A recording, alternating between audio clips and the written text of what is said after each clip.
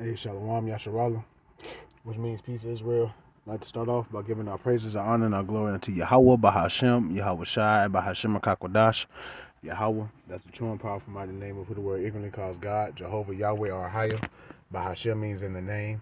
Yahweh Shai, that's the true and powerful mighty name of who the word ignorantly calls Jesus Christ, Yeshua or Yeshaya, and the Rahakwadash is the Holy Spirit according to the ancient Paleo Hebrew tongue. I'd like to give double honors unto the apostles and elders, a great millstone who I've learned the truth of the Bible from, and peace, blessing, safety, and salutation unto the hopeful elect, unto you believers and listeners out there that came back into the faith and obedience of Yahweh Bashim Yahweh Shai. Much love and respect unto you, brothers, pushing this gospel in sincerity and truth. Risky your lives and freedom now more so than ever. May Yahweh Bashim Yahweh Shai continue to bless you in your households. I'm the brother Yawan, coming back at you with another lesson. The Lord willing is edifying to the Lord's elect. Alright, and hey, been telling you people, quit messing around with these fast food places and learn how to cook your own food. Okay, you know what you can grab that's still called food. All right, because you know Esau Edom, the self-proclaimed white man, trying to poison us and giving us GMO foods, man. All right, let's jump into this article. The deadly McDonald's outbreak. Everything we know so far. Over the last few weeks, a deadly E. coli outbreak at McDonald's restaurants has sickened over 75 people and killed one. And I want to say, I think the E. coli thing started when they brought out that, I think it was that chicken Big Mac or whatever that they, some new sandwich that they dropped or whatever. I haven't ate McDonald's in years, so I don't really keep up with them like that. All right. And the people really knew, all right, because it came out years ago that a rabbi came out and said that, you know, it's pretty much human remains in the McDonald's meat, man. All right. It's on YouTube. Go look it up. So government agencies, including the FDA and CDC, are aggressively investigating the outbreak. Here's what we know so far. The outbreak is linked to a potentially deadly bacterium called E. coli, which can cause serious infections. Symptoms include vomiting, diarrhea, dehydration, and more, the CDC says. E. coli is often a foodborne illness. In this case, it was linked to a specific menu item at McDonald's restaurants in several states, the Quarter Pounder burger. Initially, authorities weren't sure whether the burger itself or some other ingredients was responsible. All right, man, bro. Now people are through and lazy because they go to these establishments because they're either too lazy to cook or they don't know how to cook. So they go and depend on these establishments to feed them or whatever. But at the end of the day, you really don't know what you're eating. All right, they say it's beef, but how do you know? And the reports have come out that a lot of them burgers, all right, them patties, is come from pink slime, man. But let's go back to the article. E. coli can affect meat, but because burger patties are cooked, they are less likely to harbor deadly pathogens. And come on, man, them damn things don't be cooked all the way through, man. We know how Esau like his meat. But anyways, that seemed to have been the case here, although they haven't fully confirmed it yet. Authorities suspect that the burger patties on the Quarter Pounders were not to blame. Testing indicated they did not contain any E. coli. Instead, investigators believe the raw slivered onions on top of the burgers were the culprit. Okay, well, so it says just a Quarter Pounder. I know from, if my memory serves me correctly, them same onions goes on other burgers. So why is it just the Quarter Pounder? All right, that's just me. Okay, but back to the article. Since this was a raw ingredient, it would be more likely to harbor bacteria, which would not be killed in the cooking process. Okay, so they forget about the tomatoes, the lettuce. I think that's the only three. Oh, and the pickles. Okay. But anyway, preeminently McDonald's supplier of onions have recalled onions used both used by both McDonald's and other fast food restaurants, sources say. The supplier is called Taylor Farms, a division of U.S. Foods, a giant food conglomerate. Although it hasn't been yet confirmed that the Taylor Farms onions are responsible for the outbreak, investigators are suspicious enough that the recall has proceeded out of caution. The FDA is leading the investigation to the onions, though they have not yet released the results. And at the end of the day, man, we know that these alphabet agencies are the ones that are behind that. They're the ones that's, putting this shit in the air, man, and putting it in the foods. Okay? I want to say I did an article lesson, I want to say a couple weeks back, about how they, putting Maxine Waters inside the meat. All right, so if they doing that, if they putting Maxine Waters in the meat, I'm pretty sure they putting pestilence inside the meat as well, man.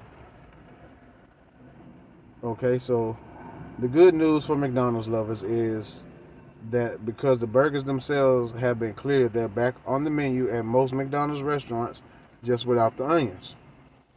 I stopped by McDonald's and personally tried one last week, and it was perfectly fine.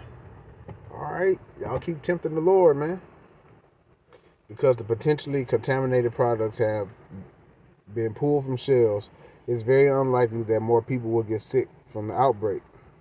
The 75-person count is likely an undercount, and I'm pretty sure that that's it's an understatement for real. I'm pretty sure it's way more people, because you gotta think about it. Millions and billions of people eating McDonald's every day. So 75 people getting sick and one person dying, that's cap. That's bullshit, man. You know the numbers is way more than that. All right. Though, because the CDC says most people who get sick with E. coli don't necessarily end up in the hospitals and therefore don't appear in official statistics. Sure, so they say. For here on, it's likely we'll get more investigative information about the onions. We'll see if McDonald's continues to use this particular supplier after the incident, especially if it turns out the onions were indeed the cause. And that's the end of the article. All right, so let's get a couple of scriptures real quick. It's going to be something quick, straight to the point. All right. Let's see. Let's open up in Psalms 82. 4. Psalms 82 and 4. Deliver the poor and needy. And who's the poor and needy? The Israelites, man. So-called Negroes, Latinos, Natives, Seminole Indians, West Indians, and Haitians. You also have the Israelite foreigners who are likened unto a speckled bird, who may look like the heathen nations because they've been scattered amongst the heathen nations. But their bloodline and lineage goes back onto Jacob, about where the fathers. Lucky. All right. So the Israelites are the poor and needy. Rid them out of the hand of the wicked. And who is the wicked? Esau, Edom. All right. They're the border of wickedness. Let me prove that real quick.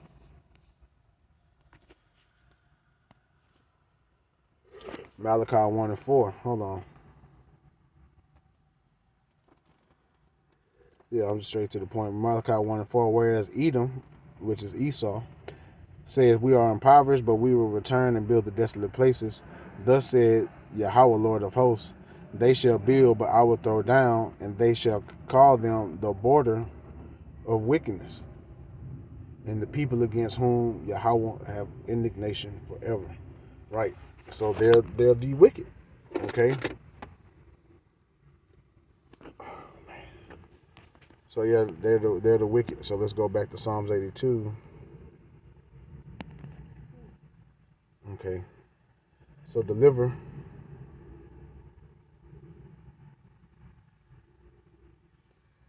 the poor and needy, rid them out of the hand of the wicked.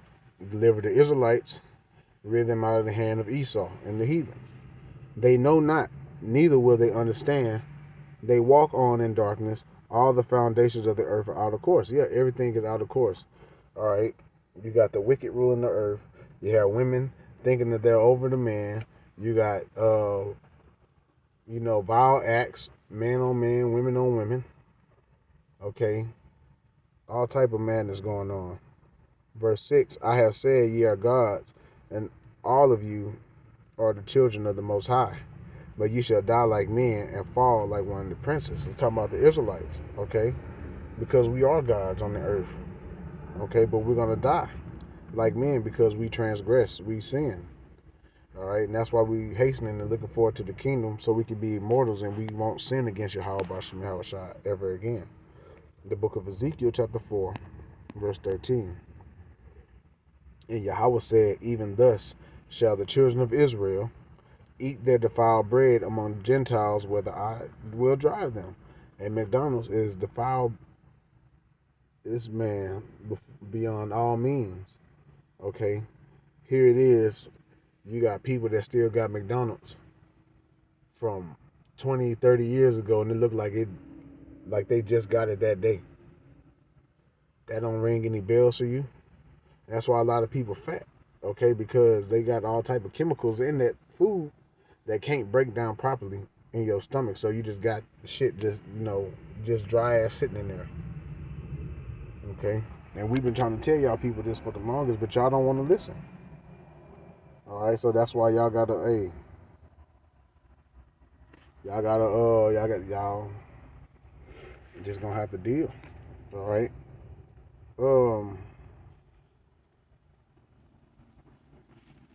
Let's get this. Let me go ahead and turn my red letter mode on. I don't know why it turns off every time I exit.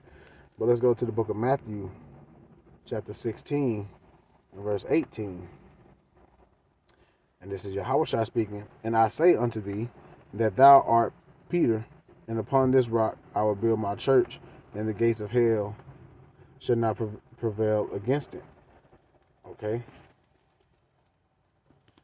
And whatever these devils do against the elect is not going to hurt them whatsoever. All right? That's not what I wanted to get. Oh, that's why, because it's Mark 16, 18. But that was still a good precept. This is Mark 16 and 18. They shall take up serpents, and if they drink any deadly thing, it shall not hurt them. They shall lay hands on the sick, and they shall recover. Going into how, we eating all these different poisons or whatever, drinking these different poisons. Okay, mainly the elected is not hurting us, man. Okay? And that just goes to show that we're going to, even in this, the non-elect, they're eating things and they're not, not really getting hurt. Now, eventually down the line, it catches up with them. Okay? And that's how they're able to, be able to go on for so long because of this scripture right here. Let's go here. 2nd Ezra chapter 15, verse 5. Behold, said Yahweh, I will bring plagues upon the world, the sword, famine, death, and destruction, for wickedness have exceedingly polluted the whole earth, and the hurtful works are fulfilled. Therefore, said Yahweh, I will hold my tongue no more as touching their wickedness which they profanely commit, neither will I suffer them in them things in which they wickedly exercise themselves. Behold, the innocent and righteous blood crieth unto me, and the souls of the just complain continually. And therefore, said the Lord, I will surely avenge them and receive unto me all the innocent blood from among them. Behold, my people is led as a flock to the slaughter, and I will not suffer them to dwell in the land of Egypt. It's just talking about America. Okay? Spiritual Sodom, spiritual Egypt. And our people is led as a flock here. Okay? Because our people are the main ones going to these fast food establishments because they either, they don't know how to cook or they too lazy. They too tired from work. All right? Because, we getting worn out over here. Continuing on. Verse 11, but I will bring them with a mighty hand and a stretched out arm, and smite Egypt with plagues as before, and will destroy the land thereof. Egypt shall mourn, and the foundation of it shall be smitten with the plague and punishment, that Yahweh shall bring upon it. And you know that E. coli is a pestilence, okay? And he's bringing that upon the world because of what they've done unto the children of Israel and for all the wickedness that's going on in the world. All right. Verse 13, all right, and we can link this to that damn farming company. They that till the ground shall mourn, for their seed shall fail through the blasting and the hail, and with the fearful constellation, right? Because you know that farm had to recall a lot of his onions because his product is potentially bad, man. Verse 14, woe to the world and them that dwell therein, for the sword in their destruction draweth nigh. For one people shall stand up and fight against another with swords in their hands. Okay. And I'm gonna end it right there on that precept right there. But let's go, okay, going into, you know, Yahweh bringing the punishment on Egypt again. Let's go to Jeremiah chapter 44 and verse 13. For I will punish them that dwell in the land of Egypt, as I have punished Jerusalem by the sword, by famine, and by pestilence. All right. And you know, martial law is going to come here to America real soon. All right. You got to orchestrate a famine that's coming on because, you know, when January comes, and you know, them dock workers, you know, that temporary agreement that was reached, when that comes to an end, then what? When them ports close. Okay, and then you got pestilence, all these different diseases. You got E. coli, you know, you got the C-19 trying to show its ugly head again. All right, plus other, you know, pestilences and diseases, man. So, we're in them days, man. Get one more. Let me get one more. Ephesians chapter 5, verse 15. See then that you walk circumspectly, having your head on spiritual swivel, you know, seeing what's going on around you, not as fools, but as wise, redeeming the time, and constantly measuring the time, watching prophecy, linking it up with watching current events and linking it up with Bible prophecy, redeeming the time because the days are evil. Wherefore be not unwise, but understanding what the will of the Lord is. All right. So I'm gonna go ahead and end it there. Be circumspect, man. Don't be out here moving foolishly. Keep on repenting and measuring the time diligently. All right. So I pray and hope this lesson was edifying, giving our praises, our honor, and our glory unto Yahweh, Bahashem, Yahweh Shai, Bahashem Kakwadash. Double honors to the apostles and elders of Great Millstone. Peace, blessing, safety, and salutation to the hopeful elect, and to you believers and listeners out there. Shalom.